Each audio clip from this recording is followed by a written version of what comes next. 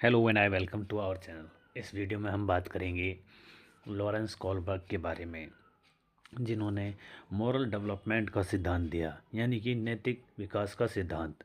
First of all कि Lawrence Kohlberg कौन थे। लॉरेंस कोलबर्ग एक मनोवैज्ञानिक थे जो कि कहाँ के रहने वाले थे, अमेरिका के। दूसरी चीज़, इन्होंने कौन सा सिद्धांत दिया। इन्होंने सिद्धांत दिया नैतिक विकास का सिद्धांत, जिसके अंतर्गत एक बच्चा या एक व्यक्ति कैसे सही और गलत के बीच में भेद पैदा करता है। इनके सिद्धांत का बेसिक यूँ कहे कि कॉन्सेप्ट ये था कि जो बच्चे होते हैं, छोटे बच्चे, ठीक है, वो अपने अंदर कैसे नैतिक और अनैतिक भी चीज़ को समझ पाते हैं, इस दुविधा को कैसे सॉल्व कर पाते हैं कि ये चीज़ सही है और ये चीज़ गलत है। इसी को ही कहा जाता है मॉरल डायलेमा। मॉरल डायलेमा से एक चीज़ स्टार्ट होती है जो कि अ, जिसे हम हिंदी में बोलते हैं नैतिक दुविधा। यानी कि कई बार क्या होता है कि बच्चा, अगर हम नैतिक दुविधा के कॉन्सेप्ट को अगर देखें तो मूलतः ये सिर्फ किस चीज़ के बारे में हमें बता रहा है कि मतलब हमें कोई गलत चीज़ नहीं करनी चाहिए, है नहीं। अब सोचो, अगर ऐसी अवस्था आ जाए जिसमें आपको गलत भी करना पड़े तो आप उसको करोगे या नहीं करोगे। इसी चीज़ को कहा जाता है मॉरल डायलेमा, यानी कि नैतिक दुविधा। तो इसी चीज़ को ध्यान में रखते हुए लॉरेंस कोलबर्ग ने एक यूँ कहें कि एक एक्सपेरिमेंट किया, जिसके अंदर क्या था कि आप यहाँ पर देख पा रहे होंगे उदाहरण में एक हिंज की दुविधा नाम से एक कॉन्टेक्ट लिखा हुआ है, ओके, सबटाइटल लिखा हुआ है, जिसके अंतर्गत क्या है कि एक पति है, एक लड़का है, यूँ कहें कि एक आदमी है, ठीक है, वो अपनी वाइफ के पास बैठा है। तो अब इसकी कहानी कुछ ऐसी है इस एक्सपेरिमेंट में कि जो हेंज होता है उसकी एक वाइफ होती है। उसकी वाइफ बहुत ज़्यादा बीमार है और उसको एक ऐसी बीमारी है जिसका इलाज करने के लिए उसे बहुत सारे पैसे होना बहुत ज़रूरी है। अगर वो पैसे नहीं होंगे तो वो उस दवाई को नहीं खरीद सकता। तो होता ये है कि जब उसे पता लगता है कि उसकी वाइफ बहुत ज़्यादा बीमार है और उसकी बीमारी को ठीक करने के लिए जो दवाई है वो सिर्फ एक ही व्यक्ति है जिसके पास वो दवाई है, जिसने उसका आविष्कार किया है अपने पूरी जीवन की कमाई लगाकर, मेहनत करके। अब हिंज क्या करता है, जो पैसे होते हैं उसके पास, उसको लेकर के जाता है और उससे ख़रीदने की कोशिश करता है। तो वो कहता है कि भाई मेरे पास ये मेरे द्वारा बनाई हुई दवाई है और मैं इतने कम पैसों में अगर तुम्हें दे दूँगा तो ये तो मार्केट में फैल जाएगी, है नहीं, और होगा ये कि मैं फिर उससे कुछ भी नहीं कमा पाऊँगा। इस चीज़ को ध्यान में रखते हुए हिंज से बात करता है। डॉक्टर मना कर देता है वो दवाई देने के लिए, या जो केमिस्ट होता है। अब होता यह है कि अब हिंज जो है इस परिस्थिति में फंस गया है कि एक तो उसके पास कम पैसे हैं और इतने ज़्यादा पैसे वो ला नहीं सकता। दूसरी तरफ वो डॉक्टर है जो उससे वो दवाई देना नहीं चाहता। अब इस स्थिति में अगर देखा जाए तो हिंज के मन में एक सवाल आता है, क्यों ना मैं इससे चोरी कर लूँ। यही है वो पल, यही है वो स्थिति जिसे हम इस पूरे के पूरे कॉन्सेप्ट में समझ रहे हैं, जिसे हम बोल रहे हैं मॉरल डायलेमा, यानी कि नैतिक दुविधा। नैतिक, अगर वो चोरी नहीं करता है, ठीक है, तब तो वो अपनी वाइफ को नहीं बचा पाएगा, क्योंकि इतने कम पैसों में वो दवाई नहीं ले सकता उससे, उसको बहुत सारा पैसा चाहिए। और अगर वो चोरी कर लेता है तो वो अनैतिक हो जाता है, मतलब उसने गलत काम किया चोरी करके। इसी स्थिति को समझाने के लिए कोलबर्ग ने इस सिद्धांत का डेवलपमेंट किया, या फिर यूँ कहें कि इस एक्सपेरिमेंट को किया। इस चीज़ को आगे हम समझते हैं इस सिद्धांत के आधार पर कि जो नैतिक विकास है वो किस तरीके से होता है, किन किन स्टेजेस में होता है, ठीक है।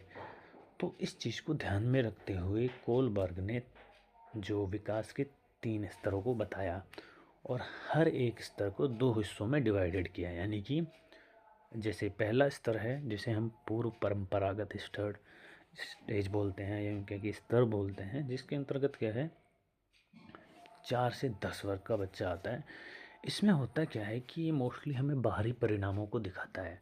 अब उदाहरण के लिए इन्होंने क्या किया, जब हमें प्री कन्वेंशनल स्टेज यानी कि पूर्व परंपरागत स्तर बताया तो उसके अंतर्गत एक स्तर जो था वो दंड एवं आज्ञा पालन, यानी कि बच्चा क्या करता है 4 से 10 वर्ष की उम्र में वो सज़ा के डर से नियमों का पालन करता है। उसे पता है कि अगर मैं माता पिता का कहना नहीं मानूंगा तो मुझे पिटाई पड़ेगी, ठीक है। दूसरा इसका चरण है आदान प्रदान जैसे को तैसा, यानी कि टिट फॉर टैट वाली स्थिति। इसी 4 से 10 वर्ष की अवस्था में बच्चा क्या करता है कि अगर आप मुझे मारोगे तो मैं आपको मारूंगा। जैसे स्कूल में होता है ना कि बच्चे का अगर टिफ़िन छीन लिया तो वो उससे लड़ाई करता है या फिर उसका टिफ़िन छीन लेता है, या तूने मेरी पेंसिल तोड़ी मैं तेरी पेंसिल तोड़ूंगा। इस जैसी ये जो अवस्था है ये पूर्व परंपरागत अवस्था के अंतर्गत आती है, जिसे हम प्री कन्वेंशनल स्टेज बोलते हैं। अब दूसरा जो स्तर है वो है परंपरागत, यानी कि कन्वेंशनल स्टेज। अब इस आयु में क्या होता है कि ये जो अवस्था है ये 10 से 13 वर्ष के बच्चों में आती है, ठीक है। और इसका आधार क्या होता है? इसका आधार होता है सामाजिक नियम और अपेक्षाएं, यानी कि समाज का हमारे से समाज क्या चाहता है उस चीज़ पे बेस्ड है, ठीक है। अब इसके भी दो दो चरण हैं। जैसे कि पहला चरण है इसका अच्छा लड़का अच्छी लड़की, यानी गुड बॉय और बैड बॉय। अगर दूसरों की तारीफ, यानी कि ऐसा। अब इसमें कॉन्सेप्ट में क्या होता है, देखो इस कॉन्सेप्ट में बच्चा क्या कर रहा है कि अगर आपने बच्चे की तारीफ करी ना, तो उसके बगल वाला बच्चा या फिर उस क्लास में बैठे हुए बच्चे भी ये सोचें कि हमें भी इसी की तरह बनना है। तो ये कॉन्सेप्ट यहाँ से आता है। और चौथा है इसका कानून और व्यवस्था। इस अवस्था में क्या करता है बच्चा, 10 से 13 वर्ष की अवस्था में कन्वेंशनल स्टेज में बच्चा क्या करता है, कानून और सामाजिक नियम सबसे ऊपर हैं, उन्हें तोड़ना गलत है। उसको ये चीज़ पता है कि अगर उसने वो तोड़े तो उसके हिसाब से उसे सज़ा मिलेगी, ठीक है। और समाज के डर से बच्चा क्या करता है, उन कानूनी व्यवस्था नियम के आधार पर उनका पालन करता है। अब आता है हमारा थर्ड स्टेज, जिसे हम बोलते हैं उत्तर परंपरागत स्टेज, यानी कि पोस्ट कन्वेंशनल स्टेज, जो कि 13 वर्ष से ऊपर तक के लोगों के लिए होती है। अब इसमें होता क्या है, स्वयं के नैतिक सिद्धांत समाज के द्वारा बनाए हुए। इससे पहले जो स्टेज थी उसके अंतर क्या था, बच्चा समाज के नियमों का पालन कर रहा था। अब उसका डेवलपमेंट हो गया और 13 वर्ष से ऊपर तक पहुंच चुका है, तो अब वो क्या करेगा, वो स्वयं के नियम बना लेगा।